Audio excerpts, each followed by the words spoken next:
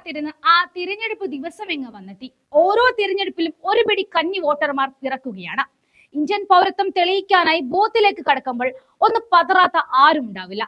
അഥവാ EVM പണിമുടക്കിയാൽ എന്ത് ചെയ്യണം, തെറ്റായ ബട്ടൺ അമർത്തിപ്പോയാൽ എന്ത് ചെയ്യാനാകും, ഇതെല്ലാം നമുക്കൊന്ന് പരിശോധിക്കാം. അതിനു മുൻപ് എന്താണ് വോട്ടിംഗ് മെഷീൻ എന്ന് കൂടി അറിഞ്ഞിരിക്കണം. പ്രധാനമായും രണ്ട് ഭാഗങ്ങളുള്ള വോട്ട് രേഖപ്പെടുത്താനുള്ള ഇലക്ട്രോണിക് ഉപകരണമാണ് വോട്ടിംഗ് മെഷീൻ. ഒരു കൺട്രോൾ യൂണിറ്റും ഒരു ബാലറ്റിംഗ് യൂണിറ്റും ഇവയെ തമ്മിൽ 5 മീറ്റർ നീളമുള്ള ഒരു കേബിൾ കൊണ്ട് ബന്ധിപ്പിച്ചിരിക്കുന്നു. ബാംഗ്ലൂരിലെ ഭാരത് ഇലക്ട്രോണിക്സ് ലിമിറ്റഡും ഹൈദരാബാദിലെ ഇലക്ട്രോണിക് കോർപ്പറേഷൻ ഓഫ് ഇന്ത്യയും ചേർന്ന് വിതരണം ചെയ്യുന്നവയ്ക്ക് പ്രവർത്തിക്കാൻ വൈദ്യുതിയുടെ ആവശ്യമില്ല. യൂണിറ്റിന്റെ ചുമതലയുള്ള തെരഞ്ഞെടുപ്പ് ഓഫീസർ ബാലറ്റ് ബട്ടൺ ഉപയോഗിക്കാനായി കൺട്രോൾ യൂണിറ്റിൽ അനുമതി നൽകുമ്പോൾ സ്ഥാനാർത്ഥിയുടെ പേരിനും ചിഹ്നത്തിനും എതിരെയുള്ള ബട്ടൺ അമർത്താം. ഇതുവരെയെല്ലാം ശരി തന്നെ. പക്ഷേ EVM ശരിയായി പ്രവർത്തിക്കാൻ ആയില്ലെങ്കിൽ എന്ത് സംഭവിക്കും? പോളിംഗ് സമയത്ത് കൺട്രോൾ യൂണിറ്റിനോ ബാലറ്റ് യൂണിറ്റിനോ കേടുപാടുകൾ സംഭവിച്ചാൽ മാറ്റി സ്ഥാപിക്കാവുന്നതാണ്. എന്തെങ്കിലും പ്രശ്നമുണ്ടെങ്കിൽ അത് കൺട്രോൾ യൂണിറ്റിന്റെ ഡിസ്പ്ലേയിൽ കാണിക്കും.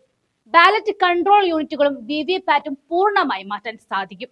സ്ഥാനാർത്ഥികൾ നിയോഗിച്ച പോളിംഗ് ഏജന്റുമാരുടെ സാന്നിധ്യത്തിലായിരിക്കും ഇത് മാറ്റുക എന്നതും കമ്മീഷൻ വ്യക്തമാക്കുന്നുണ്ട്.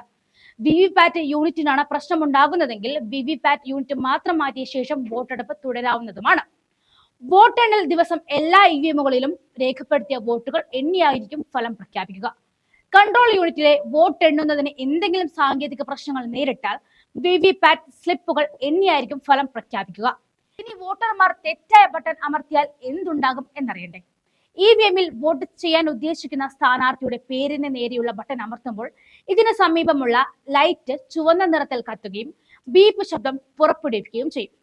എന്നാൽ നമുക്കെന്തെങ്കിലും അബദ്ധം പിണഞ്ഞാൽ 1961 തിരഞ്ഞെടുപ്പ് ചട്ടത്തിലെ റൂൾ 49MA പ്രകാരം വോട്ടർമാർക്ക് അബദ്ധം പിണഞ്ഞാൽ പ്രസന്റിംഗ് ഓഫീസർമാർക്ക് ഒരു എഴുതി തയ്യാറാക്കിയ ഒരു സത്യവാങ്മൂലം നൽകും. വോട്ടർമാരുടെ അവകാശവാദം ശരിയാണെന്ന് ഉദ്യോഗസ്ഥന് ബോധ്യം വന്നാൽ മെഷീനിൽ ഇവർക്ക് ഒരു ടെസ്റ്റ് വോട്ട് രേഖപ്പെടുത്താം. VVPAT പരിശോധിച്ചുകൊണ്ട് ഇവർക്ക് വോട്ട് ചെയ്യാനാകും. തങ്ങൾക്ക് വോട്ട് രേഖപ്പെടുത്തിയോ എന്ന് ഓരോ വോട്ടർമാർക്കും ഉറപ്പിക്കാനായി VVPAT സംവിധാനമുണ്ട്. വോട്ട് ചെയ്തു കഴിഞ്ഞാൽ ക്രമ നമ്പർ രേഖപ്പെടുത്തി നിങ്ങൾ വോട്ട് ചെയ്ത സ്ഥാനാർത്ഥിയുടെ പേരും ചിഹ്നവും ഒരു സുതാര്യ വിൻഡോയിൽ 7 സെക്കൻഡ് ദൃശ്യമാകും. പിന്നീട് പ്രിന്റ് ചെയ്ത സ്ലിപ്പ് സ്വയം തന്നെ മുറിഞ്ഞ് സീൽ ചെയ്ത് സൂക്ഷിച്ചിട്ടുള്ള VVPAT പെട്ടിയിൽ വീഴും. അങ്ങനെ തിരഞ്ഞെടുപ്പിന് വേണ്ട ഒരുക്കങ്ങൾ എല്ലാം പൂർത്തിയായി കഴിഞ്ഞു. രാജ്യത്തെ 21 സംസ്ഥാനങ്ങളിലായി 102 നിയമസഭാ മണ്ഡലങ്ങളിലേക്കുള്ള വോട്ടെടുപ്പാണ് ആദ്യഘട്ടം നടക്കുക. തിരഞ്ഞെടുപ്പിൽ 96 കോടിയോളം യോഗ്യരായ വോട്ടർമാരാണുള്ളത്.